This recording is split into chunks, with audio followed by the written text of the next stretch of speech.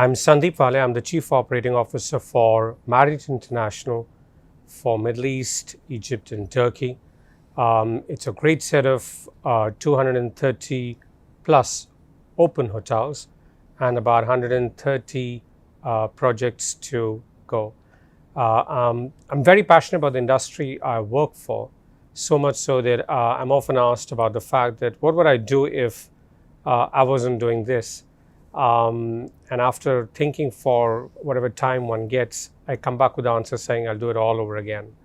In fact, I come from a family that's full of hoteliers. I met my wife in the hotel business, and now our daughter's getting into the same business. So truly enjoy what I do, and I think what really excites me is the fact that it's such an industry for the people and by the people. But look forward to this conversation, and very happy to be invited to be on this episode of Voices of the Future.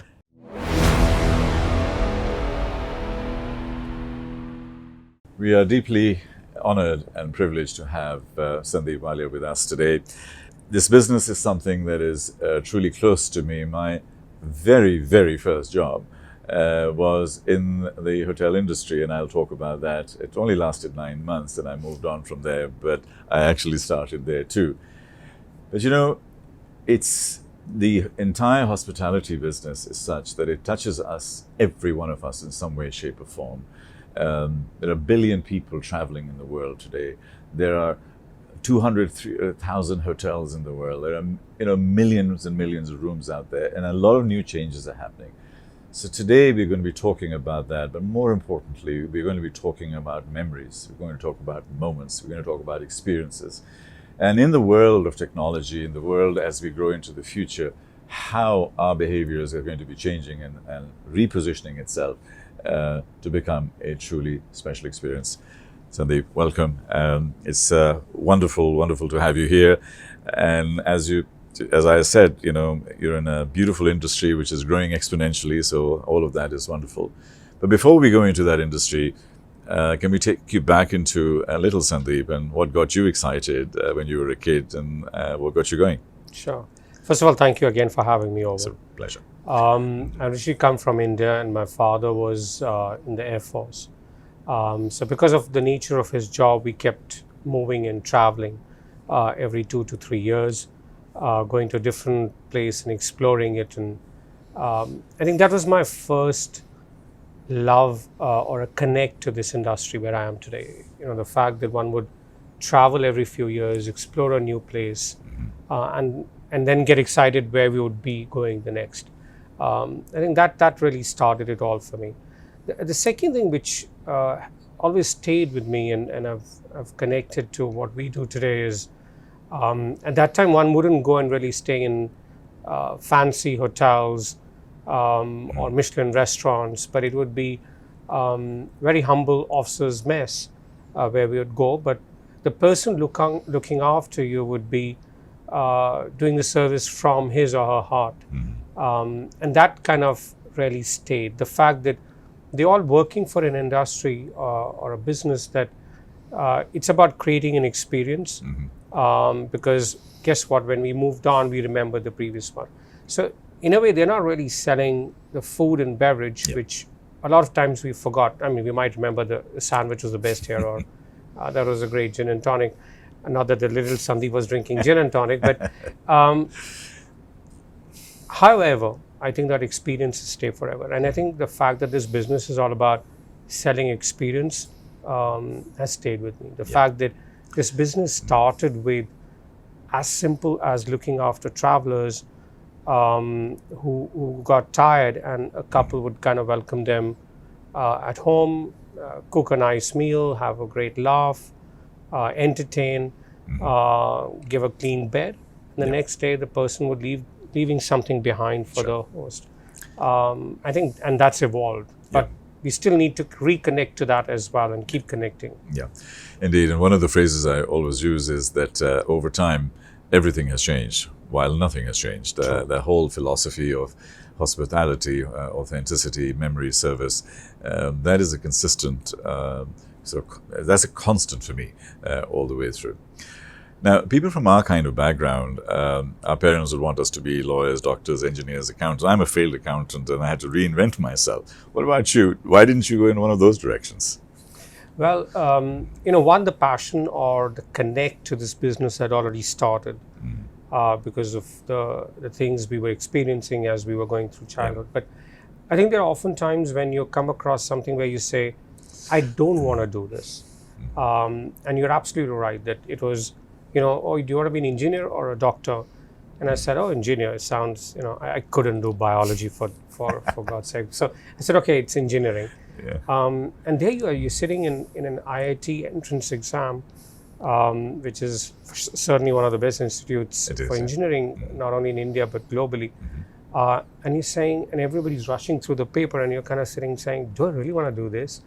And I think there are moments like this and the love of something else growing that you kind of say, this is what I want to do. Yeah. But I'm fortunate enough that I found this love when I was young enough and one could pursue it. And that would be one thing I would say, that we all need to listen to the inner voice and not kind of only the outer voice coming saying, do this, do this. Indeed. In the last 15 to 20 years, the hotel industry, the hospitality industry has fundamentally changed. Absolutely. And I think the invention of smartphones and an iPhone and it was the beginning. Then a shared economy, which brought in the Airbnbs of the world. And while the hotel industry was looking that way, you had all of these booking engines and everything else coming in, and Airbnb and so on. And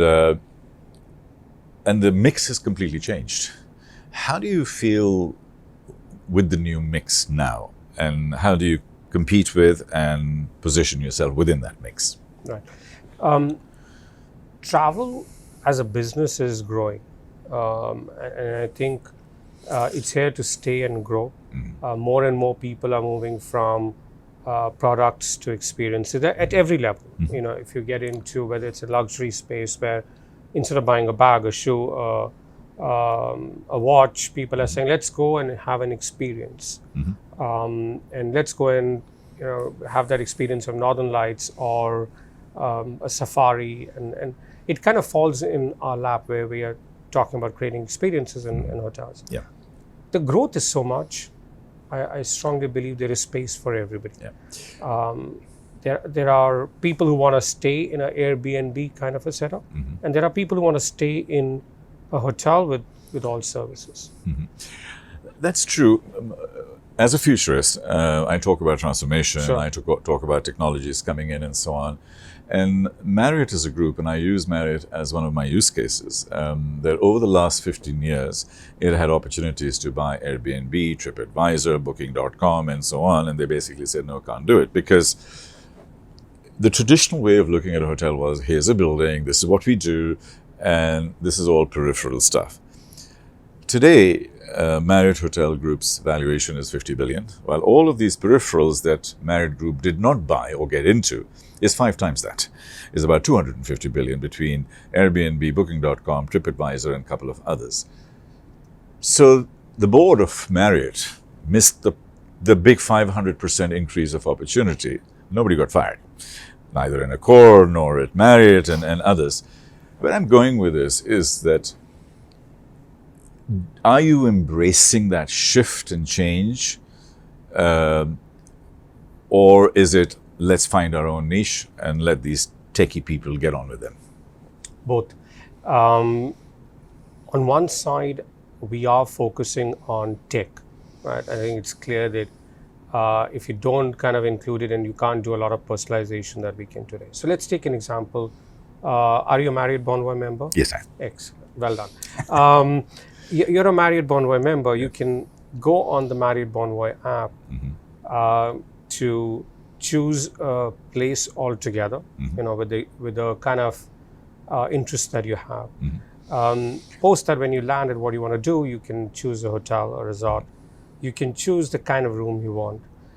You can book it. You can link your credit card to it.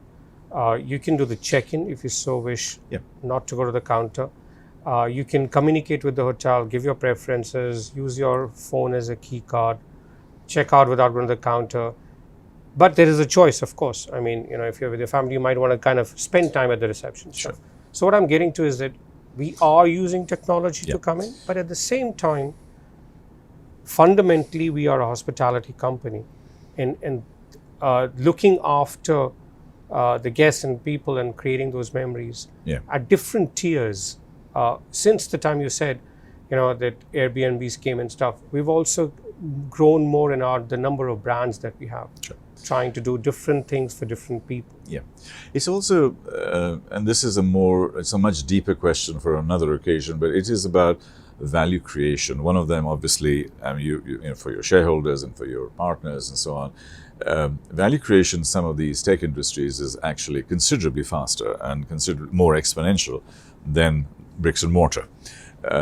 Technology substantially is becoming an enabler, and it's almost expected. It's almost like electricity and water. So when I'm coming in, technology is, I was staying at the Ritz-Carlton residence for about a year, DIFC, and loved it. Brilliant, and everything was great. And I can understand the quality of service. But the variety and all of the other elements are also there, and we'll get to that. But what I'm going to is that there's a lot of consumer behavior shift that's going on globally. 44% of Gen Zs want to travel and millennials want to travel around purpose. They want to go and experience something which is linked to something. They want to spend their money in organizations and hotels which are sustainable.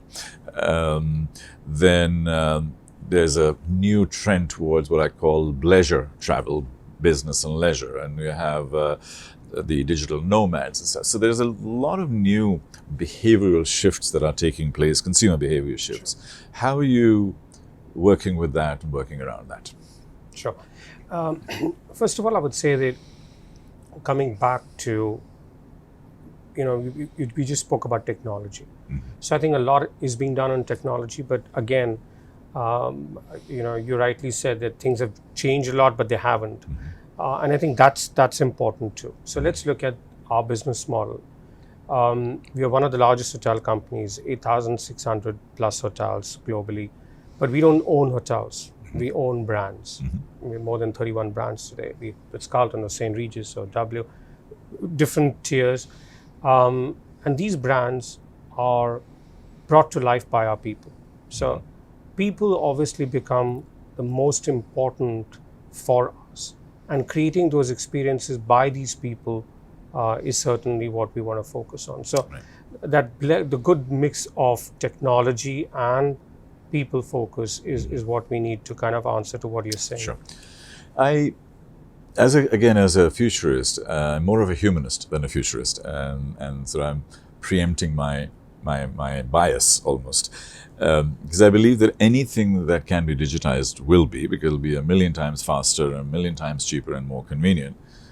But anything and everything that cannot be digitized, love, compassion, harmony, service, imagination, creativity, spirit, soul, judgment, all of these things will be a million times more valuable.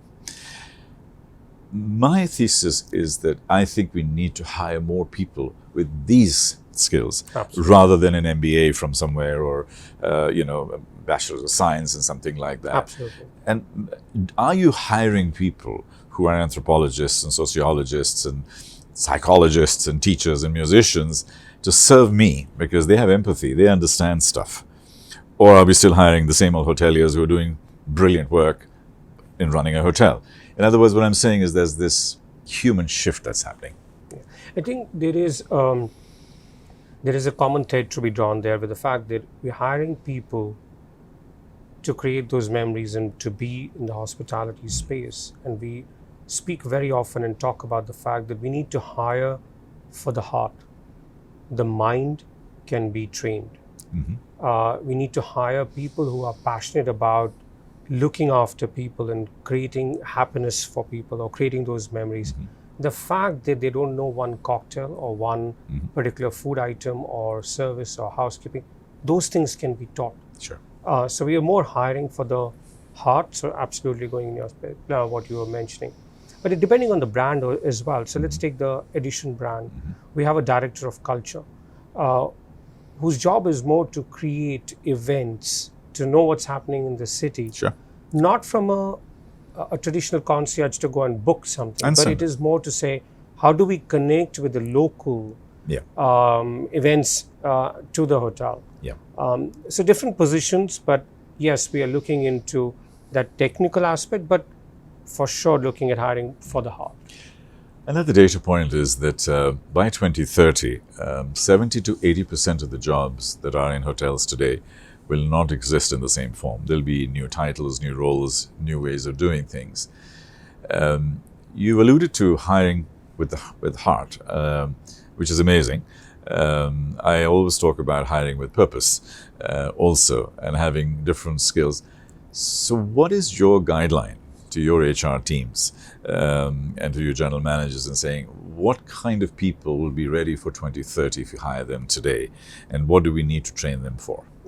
I'll touch upon two things on that one. So one is I'll share an example of something we call iJobs. And we have created this because, so if you're joining, for example, the front office, you would be trained to do a restaurant, you would be trained what to do in the heart of the house, and you would have gone through and learned every aspect of the business, not like an internship, but proper, that you can, for example, the one restaurant is busy and the rooms is not, the people from the rooms discipline can go into F&B.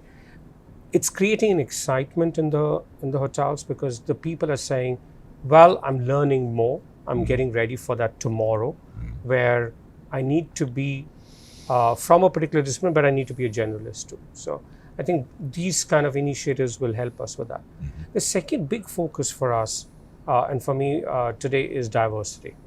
I think more diverse the people who come on the table, more diversity of thoughts there would be, and that would help. So I think it just, with the word diversity brings in a lot. So, but you might say, okay, so make it real.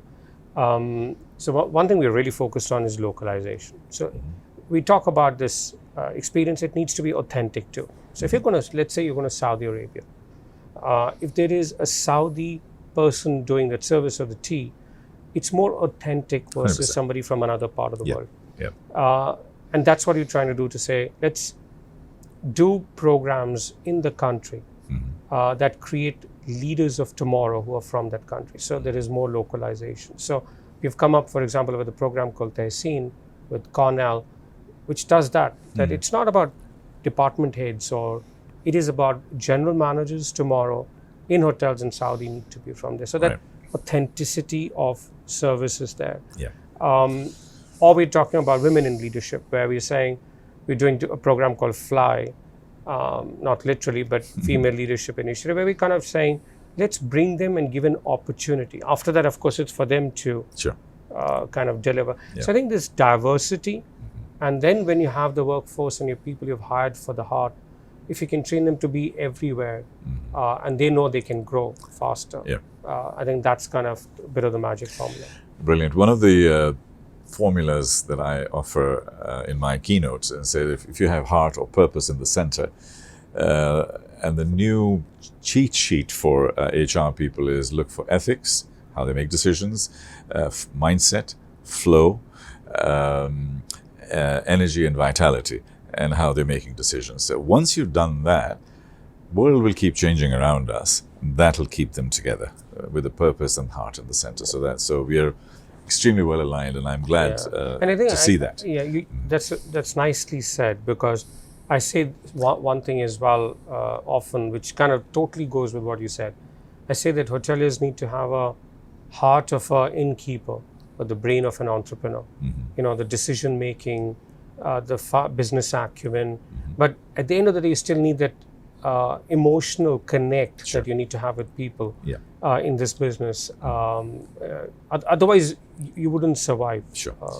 One of the things that I in terms of behavior, is the tilt for the millennials and the Gen Zs that are coming in towards sustainability. Yes. And I know that you're very conscious of that and Absolutely. doing something. So can you share what you're doing and what you feel about it? I think this is again so simple, and the fact that sustainability is no more a trend. It's not like, all right, we got into 2024, The buzzword is sustainability. Sure. I think the good part of this is that everybody understands that we are talking about something for a planet that we are actually living in. Sure. And it's going to impact us, it's going to impact our children, and moving forward, the next generations. And so I think everybody's got that logic that it is going to impact everybody. What's really good to see is everybody is in the whole chain is involved. So for example, if we want to tomorrow put solar panels in hotels in Saudi, we will need the support of the owners to do that. Sure. So that big community of ownerships are today saying, we want to be a part of sustainability. Yeah. The team who are joining us, irrespective of age or Gen Zs or different generations, everybody's saying, we want to work for a company that believes in sustainability. Right. We as Marriott, the operator, are clearly saying that we believe in it and we will need to make and create action today. Yes, we have kind of put measurements to it, 2030 goals, 2050 goals. And as you can imagine in hotels, what are the biggest things? Water, plastic, food waste, carbon emissions, all kind of tie up and you can contribute. And as far as everybody agrees and relies on the fact that every drop will add to the ocean, and together we'll make that difference. And you mentioned, and you alluded to that, but we talk about the circular economy, and your business is an integral part of making sure that the circular economy works because of the waste and the other things that potentially could happen within hotels. The phrase I use when I'm talking about sustainability, that green/sustainability needs to become the new digital. 10 years ago, digital was an activity in our IT department. Today, it's part of everything. And green is not part of our net zero initiative or a CSR initiative. Actually, it's everything. Absolutely. And that's the new mindset I think I'd love to see out there, is to sort of say, when you're bringing in your budget or when you're bringing in new projects, have you put on your green lens at some point in time and sort of said, all of these things we're recommending might make a little bit more money, but it's not green. I think those are the kinds of decisions which you, as a senior leader, hopefully is inspiring people to do that, is to make those responsible decisions. Is that happening? Yes, it is. And I'll take two examples. One is we started planting last year mangroves. It was more from a carbon emission point of view and making it more green. So we said, okay, wherever we are in the local community, let's start this whole mangrove movement, if I may call it. We started it in Abu Dhabi last year. We said, let's not just plant 100, 200, 300. Let's do a full forest. So we did a forest of 12,000 mangroves. And the good thing with mangroves is that it kind of absorbs carbon 4 times more. What was exciting to see was that we said, okay, who's going to plant them? And we said it should be our own associates from different hotels. We have about more than 70 hotels in UAE, and it should be from there. There was so much excitement within our people to go and do that it made that whole effort very authentic again. And so those kind of initiatives make it real. But it's also about getting into a bit more detail. Let's take water and plastic. We're moving from plastic bottles to glass bottles. The right thing to do. But we need to do it very thoughtfully. You can't say, okay, eliminate plastic, but let's get bottles from Europe and US and different parts and do a nice water menu. Because what are you doing? You're wasting energy to fly those bottles in, which actually weigh more than the plastic.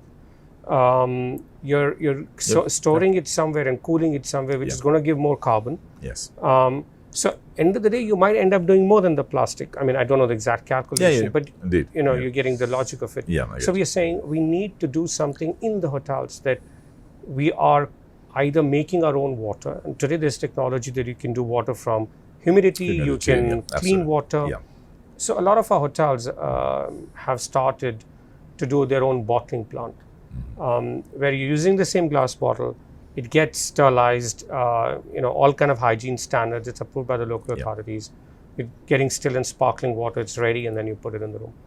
I would go a step further, that we need to start looking at how we're building hotels that there is a tap where, I mean, Europe, obviously, the water is more pure and you get it you can drink tap water. But this part of the world, the water is purified coming into the room. You don't even need the bottle for somebody to carry or store.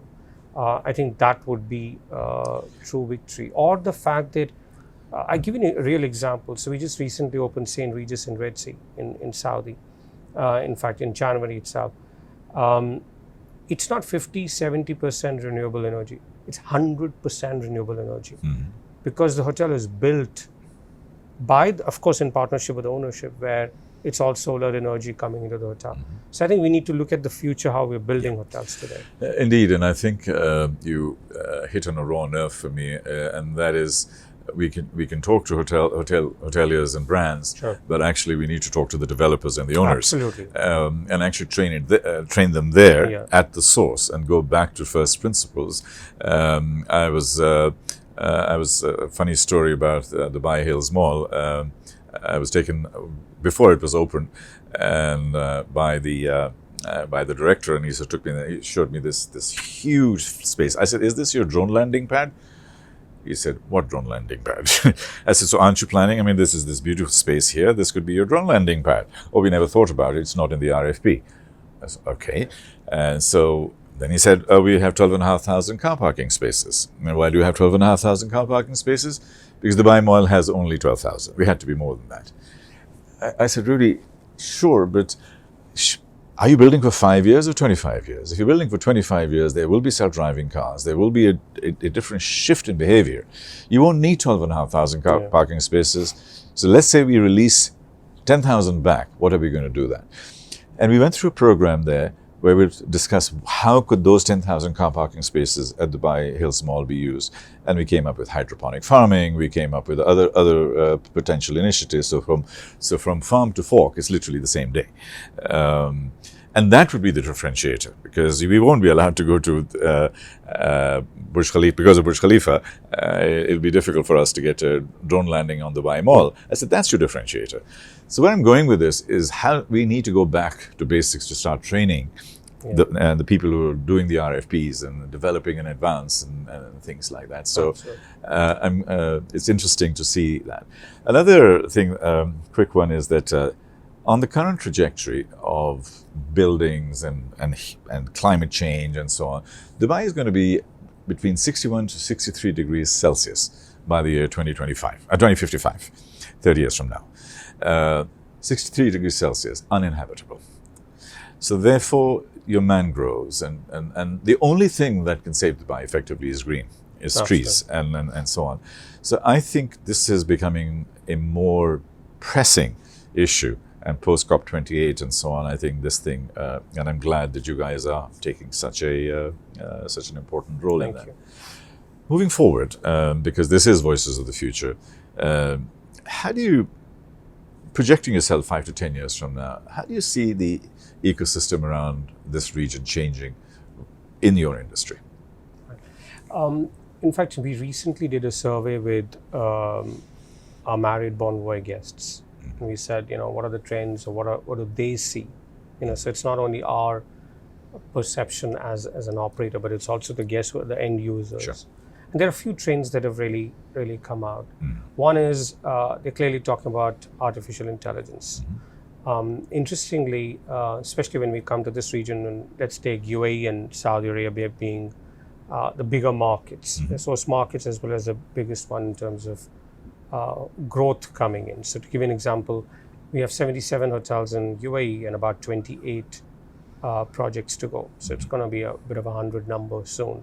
I mean, Dubai alone is about 54 hotels. Saudi is 38 open and 46 to go. So it's more than 100% growth.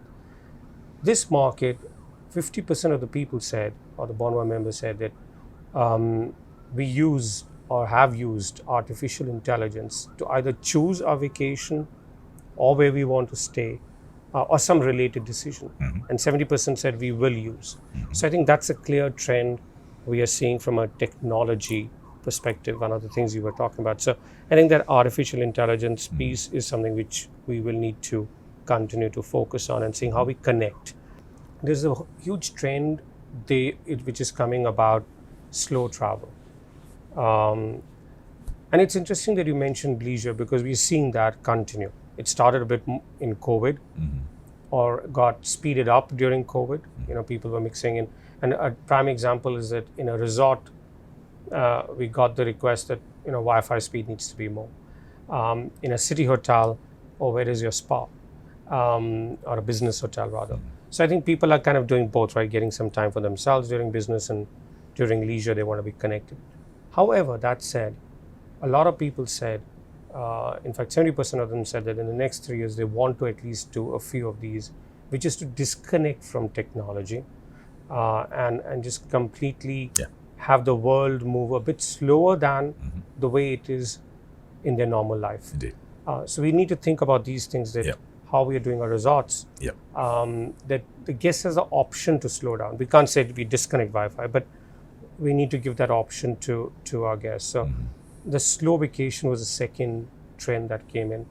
No surprise, sustainability, we already spoke about it, came out. That what was interesting was UAE, Saudi again, about 60% said they would pay a bit more to go to a destination that spoke about sustainability, or a hotel or resort that is doing something about it, because they understand that at times it could be a bit more currently till the mass is there. So I think sustainability came out as a third for sure.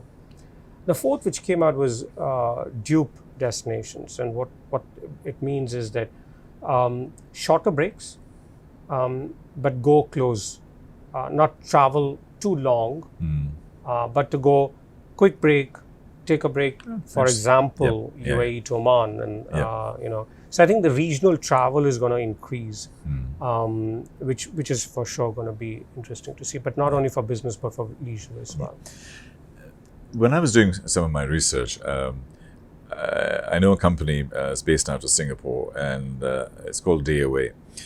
And what it focuses on is, we are in this beautiful restaurant here, it's empty. I can bet that your gym is going to be 80% capacity available, and various other things.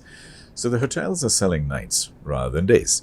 And days could be done at a less expensive thing. I mean, we had this beautiful tea and sandwiches here. Why isn't this restaurant full at this point in time? And I think it's the mindset shift, that I think it's not just nights, it's also days. And there's a capacity shift. In other words, so profitability can go up, and then you just use it differently. You mentioned Bonvoy, that could be integrated in some scenarios, in some kind of thing. Where I'm going with this is that, are you constantly thinking and reinventing the experiences, the opportunities to utilize existing capacity far better, far more, having shorter stays, partial stays, half days? Why do I have to pay a room night when I need it for 6 hours, for example? Are those kinds of options coming in? Yes, they are. And I think I would answer that in 2-3 different ways. One is when we look at the F&B space, you're absolutely right. Why not use it multiple times in a day? And you'd see a lot of the restaurants are being used for events, for example.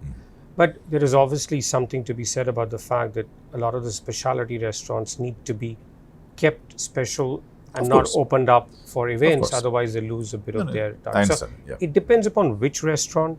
A lot of the kitchens get used as ghost kitchens, where you're kind of looking at using it by somebody else, paying for it, and kind of using it for deliveries. That's right. So we're seeing more of a lot of extension of the spaces versus just different use of it as well.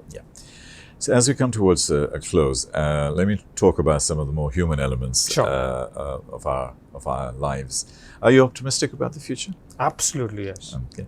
So all of the world is going upside down. We have wars, we have this, we have sustainability problems, is getting heated up, but you're still very positive? Why is that? Yes, I'm very positive.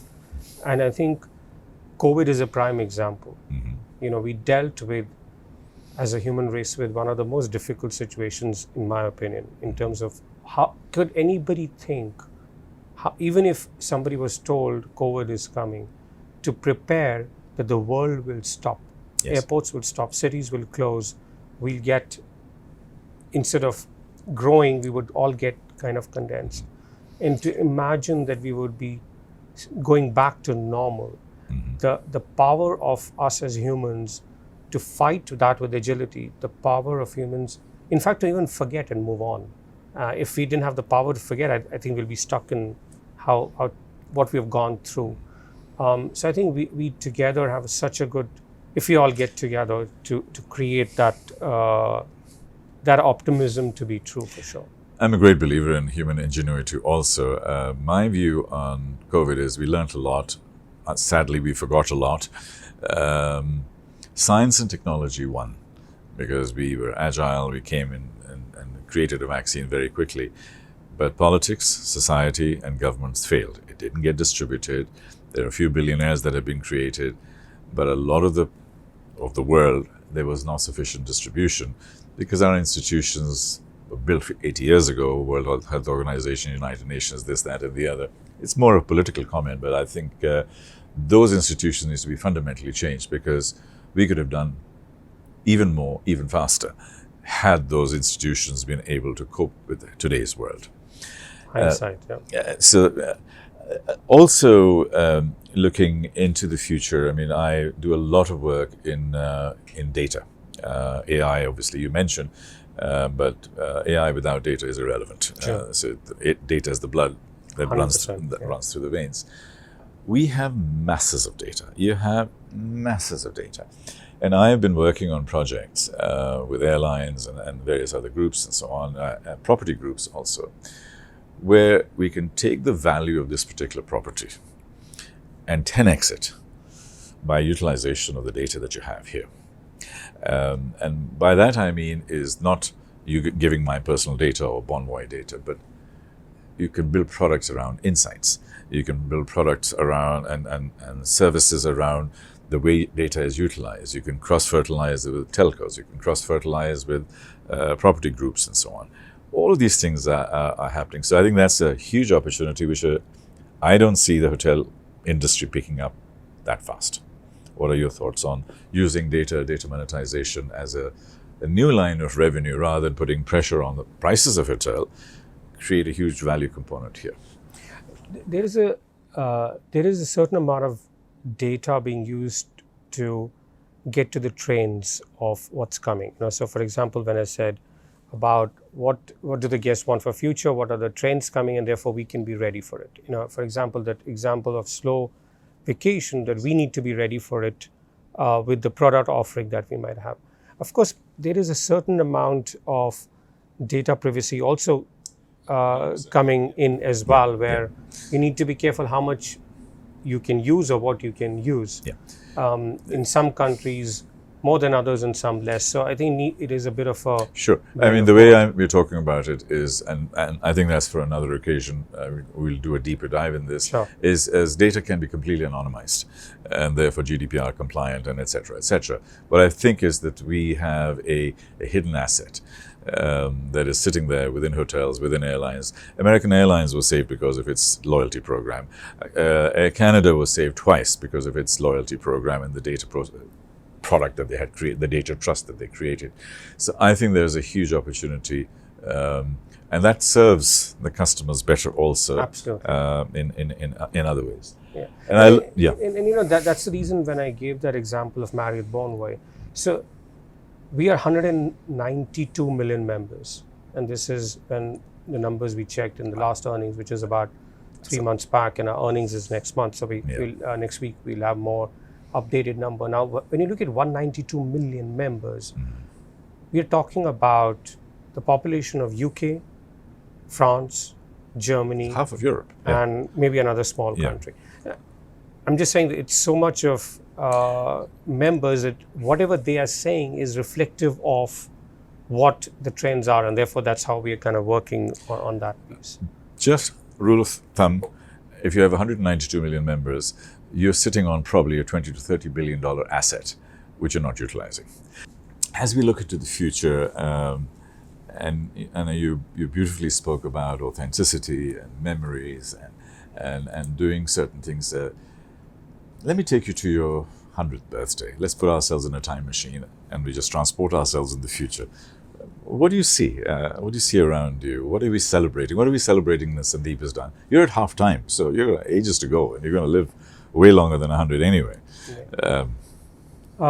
Professionally, I'm seeing and celebrating a lot of people that I've been able to support to become good leaders. And I'll break it down for you.